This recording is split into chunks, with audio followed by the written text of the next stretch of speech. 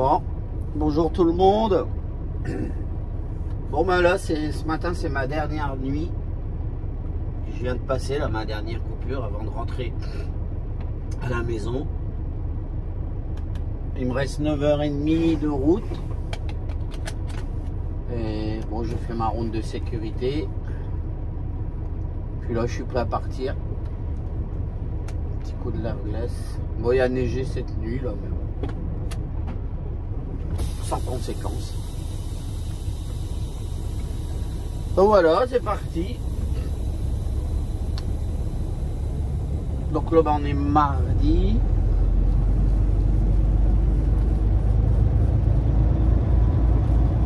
Je vais décrocher la remorque chez mon client. Et après, je rentre à la maison. J'ai de la chance, je suis chargé pour directement rentrer à Joliette.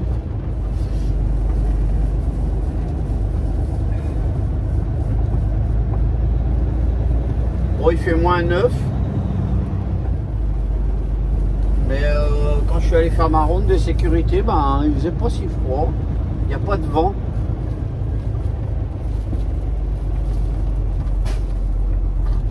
Voilà, il y a le Volvo là, TJB là, c'est un collègue. Aussi il dort, il y en a un deuxième à l'envers, il a l'air de dormir.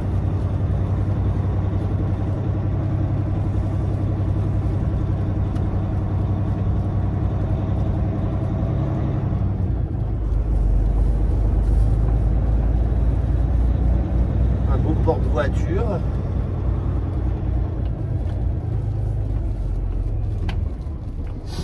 Ah, il est beau. Ah bah c'est son camion à lui. Ah, il est beau. J'aurais dû l'écraser et lui prendre son camion. Moi j'aimerais bien en avoir un comme ça, mais ce que j'aime pas beaucoup, c'est que ceux-là, là, en majeure partie, ils ont des beaux camions et ils ont des remorques, des plateaux. Et moi, ça me dit rien de faire du plateau. Alors lui, là, il est beau aussi. Même après 5 ans, je suis toujours amoureux de ces camions.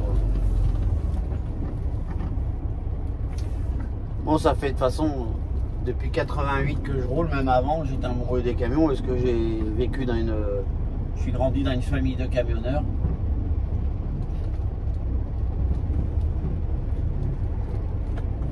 Donc, quand on aime les camions, on les aime tout le temps, je pense. Alors on a des marques préférées bien sûr. Hein. Moi en France j'ai connu le 290 pigeonnier là, pour ceux qui connaissent, là, les jeunes je sais pas s'ils connaissent ça, mais c'est les Renault là, 290 pigeonnier, je démarre avec ça. Après bah j'ai eu un R340. Alors là le R340, moi j'avais pas la grande cabine, mais déjà même la petite cabine, elle était vraiment bien foutue. Après, ma Renault a eu la mauvaise idée de sortir le Premium là en 96. Alors tout le monde était fou, mais pour moi le Premium c'est jamais qu'un G340 nouvelle forme quoi, parce que la cabine était moins large. Après j'ai eu la chance, j'ai eu un Actros Mercedes, alors lui c'était mon préféré. J'adorais l'Actros. Ouais, bon, j'ai eu un DAF. Je pense que j'ai fini avec un DAF d'abord. Ouais, le DAF était, à part la cabine, elle est vraiment bien pensée, bien carrée, bien grande. Mais j'aimais pas trop le DAF. J'aimais pas les prises à allume-cigare déjà. Il y avait pas. Dans le Mercedes, j'avais tout. Bah, l'Actros que j'avais, moi aussi que j'ai connu, c'est pas le nouveau qu'il y a maintenant. Là. Moi, j'ai connu l'ancien modèle encore. Et j'avais tout, j'aimais bien, moi dans la couchette, je pouvais allumer la radio, je pouvais allumer toutes les lumières du camion, je pouvais allumer le Webasto. Dans le DAF, vous pouvez pas, c'était au tableau de bord, connerie. En plus, il y avait des prises allume-cigare, là, il fallait acheter les prises spéciales DAF pour les brancher. Peut-être qu'ils ont changé maintenant, j'imagine, j'espère du moins pour ceux qui ont des DAF. Mais bon, mon préféré, en France, en Europe, je vais pas être très original, mais moi J'aimerais bien faire un tour en Scania. J'ai jamais monté dans la Scania. Je les ai toujours vus là de loin, regarder quand ils se garaient à côté de moi. Bon, je regardais discrètement parce que j'ai toujours été jaloux. Donc je regardais pas ouvertement pour pas que le chauffeur crâne s'il voit que je regardais dans son Scania. Attention, quand je dis j'ai toujours été jaloux, c'est pour rigoler, hein, bien entendu. Mais c'est vrai qu'un Scania, c'est beau.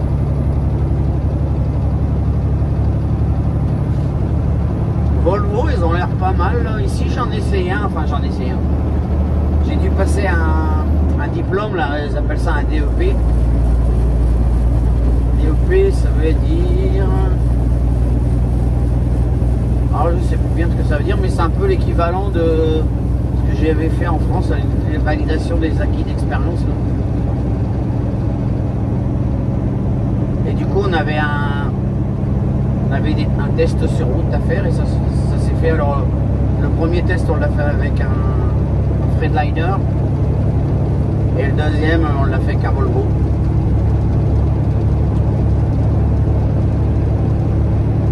Bon, chez nous, il y a des Volvo là. Moi, j'ai préféré un Peterbilt, et en plus, j'ai choisi automatique parce que c'est plus pratique. Pas envie de passer des vitesses. Alors, je suis pas un grand routier, bah tant pis. Je suis pas un grand routier. J'ai un camion automatique. J'ai une voiture automatique. Enfin, pas ma voiture pour aller travailler. Là, ma voiture que j'ai pour aller travailler, c'est une marque. C'est la low cost, la voiture low cost américaine. En fait, c'est une Saturn modèle Ion. Alors ces voitures genre comment c'est chez Renault là qui sortent là, c'est la Dacia. Moi je la compare à la Dacia Logan. C'est à peu près la taille d'une Dacia Logan. Mais bon, pas de direction assistée, il n'y a pas de chichi. Mais bon, pour aller travailler c'est bien suffisant. Alors là, on l'a eu pas cher parce que ma Dacia, ma Saturn là, c'est une manuelle. Et quand le marchand, on est allé l'acheter d'occasion, il nous a dit, elle avait 60 000 km, elle n'était pas vieille.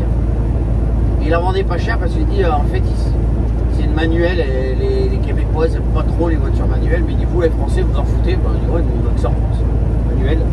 Quoi que c'est en train de changer, mais...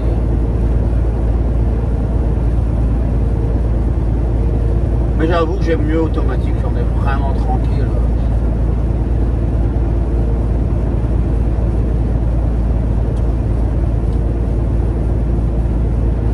Bon bah voilà, j'ai repris la 401 là, ben, j'en ai pour à peu près 9h30 de route pour rentrer à la maison. Là je vais passer Toronto là, dans à peu près 4 heures, là j'espère que ça va bien passer. Là on a un nombre d'heures à faire là, dans la semaine. C'est 70 heures. Et ça va, moi il me reste 15h35. Non, c'est où? Ah non, il me reste 13h24 dans mon cycle. Donc là j'ai 9h30 de route. Ça devrait être bon normalement. Faut pas que ça chinoise trop à Toronto et à Montréal. Là. Mais on va dire que j'ai un bon 3h30 de battement. Donc là je vais rentrer ce soir, on est mardi. Donc là, après, je ne l'ai pas encore fait, mais je vais mettre mes disponibilités. Là, je vais repartir vendredi parce que je reste 48 heures à la maison. Moi, ça m'arrive des fois quand je fais un long tour. La dernière fois, je suis allé en Californie, ça m'a pris 12 jours. Du coup, là, je suis resté 3 jours à la maison. On choisit un peu nos départs quand on veut partir. Alors, faut pas non plus exagérer. Chez TJB, on a tous des permis attitrés, mais je sais pas comment ça se passerait si tous les chauffeurs ils prenaient 5 ou 6 jours entre chaque trajet, là ça serait plus rentable.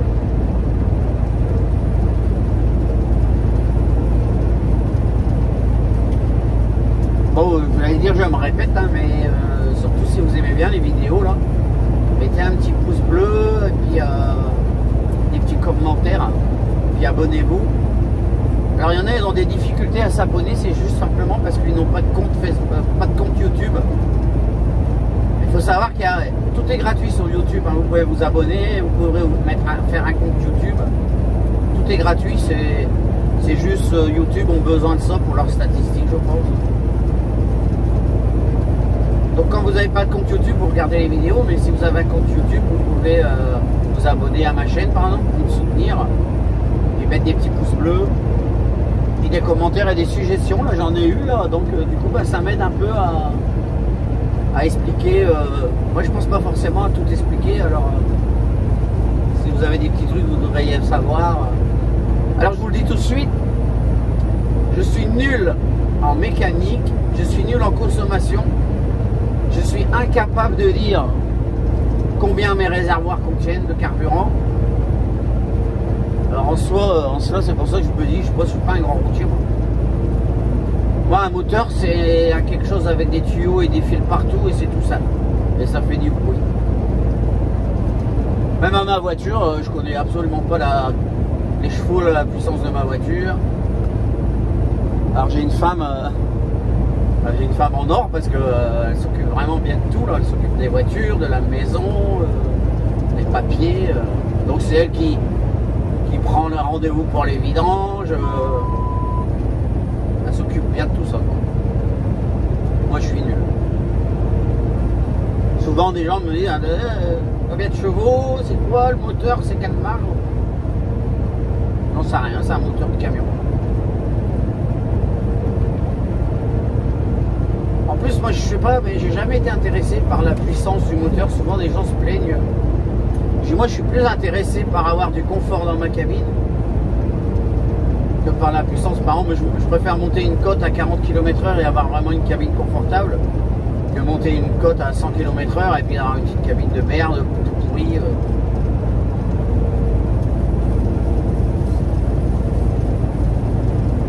Bon ben comme d'habitude, hein, on consomme plus de lave-glace que de carburant hein, en ce moment.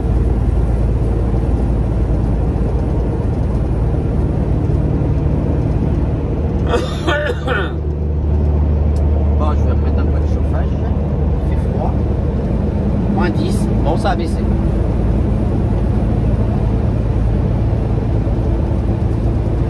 Alors là, ce camion qui double, là, je ne sais pas si vous allez réussir à voir correctement, mais bon, il y a beaucoup d'essieux.